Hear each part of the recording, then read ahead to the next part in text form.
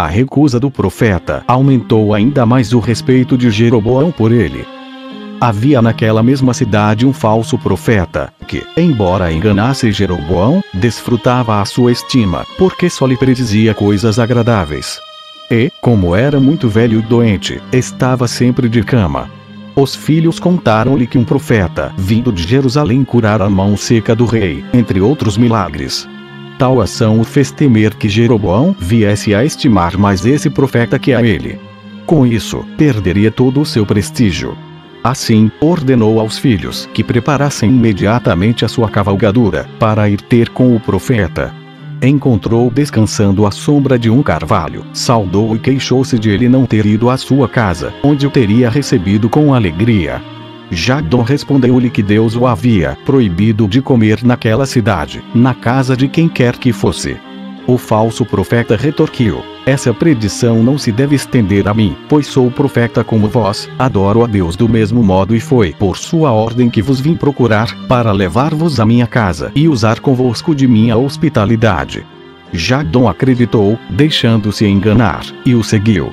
Quando estavam ambos à mesa, porém, Deus apareceu-lhe, dizendo que, por castigo àquela desobediência, ele encontraria no seu regresso um leão, que o mataria, e ele não seria enterrado no sepulcro de seus antepassados. Creio que Deus permitiu isso para impedir Jeroboão de prestar fé ao que Jadom havia predito. O profeta sentiu bem depressa o efeito das palavras de Deus. Ao regressar, ele encontrou um leão, que o derrubou do asno e o matou sem tocar no animal. Depois ficou perto do corpo do profeta, para guardá-lo. Alguns viajantes viram a cena e contaram ao falso profeta. Ele logo ordenou que os filhos buscassem o corpo e o sepultou com grandes cerimônias. Ordenou-lhes que, depois de sua morte, pusessem o seu corpo junto ao de Jadom, pois parte do que ele profetizara já se havia cumprido, e ele não duvidava que o resto em breve também aconteceria. E assim, tal como o altar, que fora feito em pedaços, os sacerdotes e os falsos profetas certamente seriam tratados do modo como ele havia predito. Por isso, estando os seus ossos misturados aos de Jadom, eles não seriam queimados, pensava ele. Depois de haver esse homem ímpio dado tal ordem, foi ter com Jeroboão e perguntou-lhe por que ficara tão perturbado pelas palavras de um estranho. Jeroboão respondeu que o que acontecera ao altar e a sua mão fazia muito bem, ver que aquele era um homem cheio do Espírito de Deus e um verdadeiro profeta. Depois disso, esse homem alegou ao rei razões bastante verossímeis, porém falsas, a esse respeito, para tirar de seu espírito aquela convicção e obscurecer a verdade. Ele disse ao rei que o que acontecera à sua mão era proveniente de cansaço, depois de ter sacrificado tantas vítimas sobre o altar, pois fora curado logo após um pouco de descanso. Quanto ao altar, não era de se admirar que não tivesse suportado o peso de tantos animais imolados, pois fora construído recentemente. Por fim, o fato de um leão ter matado aquele homem parecia indicar claramente que nada do que ele havia falado era verdade. O rei, persuadido por essas palavras, não somente se afastou de Deus, como chegou ao cúmulo do orgulho e da loucura, ousando levantar-se contra ele. Abandonou-se a toda espécie de crimes, e procurava continuamente praticar outros, ainda desconhecidos e maiores que os precedentes. 348. 1 Reis 14. Havendo falado desse soberano, devemos agora falar de Roboão, filho de Salomão, que reinava, como dissemos, sobre 2 tribos somente. Ele mandou construir na tribo de Judá várias cidades grandes e fortes, como Belém, Etã, Tecoa, Bet-zur, Soco, Adulão, Ip, Maressa, Zif, Aduraim, Laquis, Zorá, Aijalon e Hebron. Mandou construir também outras grandes cidades na tribo de Benjamim e colocou em todas governadores e fortes guarnições. Proveu-as de trigo, vinho e óleo e de tudo o que era necessário, incluindo armas em quantidade suficiente para equipar um bom número de soldados. Os sacerdotes, os levitas e todas as pessoas piedosas das 10 tribos sujeitas a Jeroboão, não podendo tolerar que um príncipe os quisesse obrigar a adorar 2 vitelos de ouro que ele mesmo tinha feito, abandonaram as cidades em que moravam para servir a Deus em Jerusalém. Essa demonstração de sua piedade, que continuou durante 3 anos, aumentou em muito o número dos súditos de Roboão. O rei de Judá desposou primeiramente uma de suas parentas, da qual teve 3 filhos, e em seguida outra, de nome Maca, filha mais velha de Tamar, filha de Absalão, da qual teve um filho de nome Abião, embora tivesse ainda outras 18 mulheres legítimas e 30 concubinas, das quais teve 28 filhos e 60 filhas. Ele amou Maaca acima de todas as outras escolheu Abião, filho dela, para seu sucessor, confiando-lhe os seus tesouros e as mais fortes de suas cidades. Como acontece ordinariamente de a prosperidade produzir a corrupção dos costumes, o aumento do poder de Roboão fez esquecer-se de Deus. O povo seguiu a sua impiedade, pois a vida desregrada de um rei quase sempre causa o mesmo efeito nos súditos.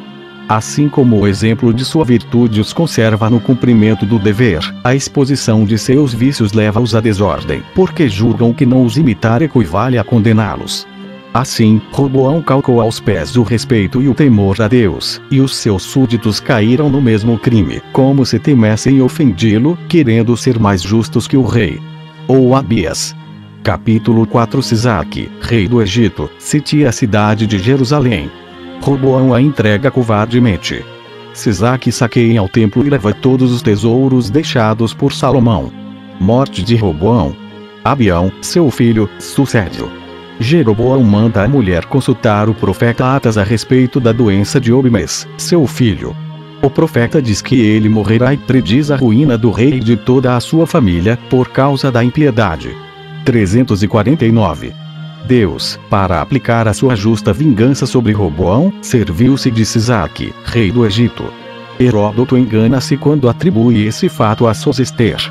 Esse soberano, Sisaque, entrou no país no 5º ano do reinado de Roboão, com um exército de 1.200 carros, 60.000 cavaleiros e 400.000 soldados de infantaria, composto na maior parte por líbios e etíopes.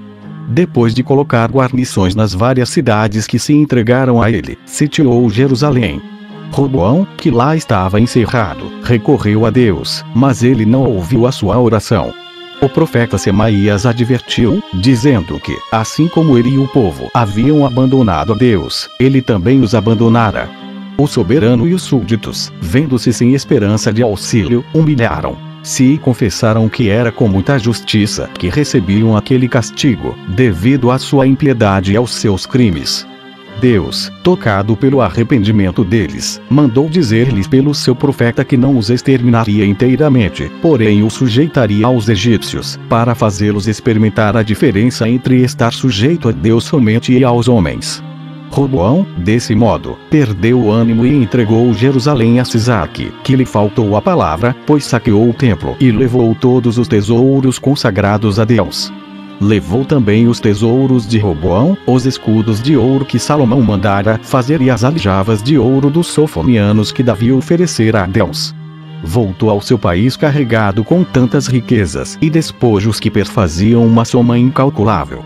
Heródoto faz menção a essa guerra e engana-se somente no nome do rei do Egito, quando diz que ele, depois de atravessar várias províncias, subjugou a Síria da Palestina, cujos povos se entregaram a ele sem combate, o que mostra claramente que é de nossa nação que ele está falando, e faz ver com isso que ela foi dominada pelos egípcios. Ele acrescenta que esse príncipe mandou elevar colunas nos lugares que se haviam rendido a ele sem se defender, sobre as quais, para reprovar-lhes a covardia, estavam gravados sinais do sexo das mulheres, o que se referia sem dúvida a Roboão, pois foi o único de nossos reis a entregar Jerusalém sem combater. Esse mesmo historiador diz que os etíopes aprenderam dos egípcios a circuncisão, e os fenícios e os sírios da Palestina confirmam que receberam também dos egípcios esse costume, pois é sabido que não há outros povos na Palestina que se circuncidem. Mas deixo a cada qual opinar sobre isso o que quiser. 350. Depois que o rei Sisaque voltou ao Egito, Roboão, para substituir os escudos de ouro que ele havia levado, mandou fazer outros, em igual número, de cobre, os quais entregou aos guardas.